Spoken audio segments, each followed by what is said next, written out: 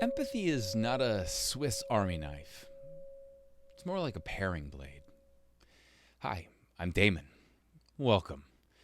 This short video is not a prescription. It is only my perspective. I'm thinking about the book Against Empathy by Paul Bloom. Now, for the record, the book isn't really against empathy. Paul, who is a professor of psychology at the University of Toronto and professor emeritus at Yale University, he wrote this book to lobby for the fact that what we often want when we talk about empathy as a panacea to suffering is what we actually usually want is compassion. Here's the difference. Empathy is quite useful in one-on-one interactions.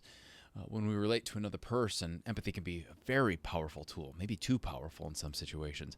As soon as a second person walks in and we're dealing with two people or a large group, empathy starts to fall apart. We have many examples of why and how this is true, but compassion works one-on-one and it works with large groups. Compassion is a kind of volitional arising of a way that we want to be in the world, an extension of our desire to demonstrate love and the desire for other people to experience well-being, even in situations where we don't even know them. It's a bit tough to distinguish the difference between these two.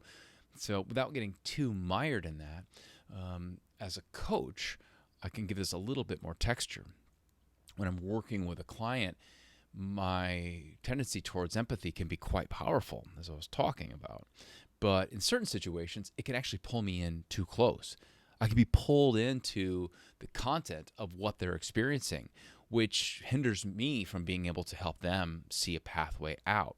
But compassion allows me to have a bit of emotional distance while maintaining my value for love that I can apply to them in a way that's understanding and intentional, usually intentional to be helpful, and doesn't pull me in so tight that I'm now stuck in the morass with them, the morass of their situation.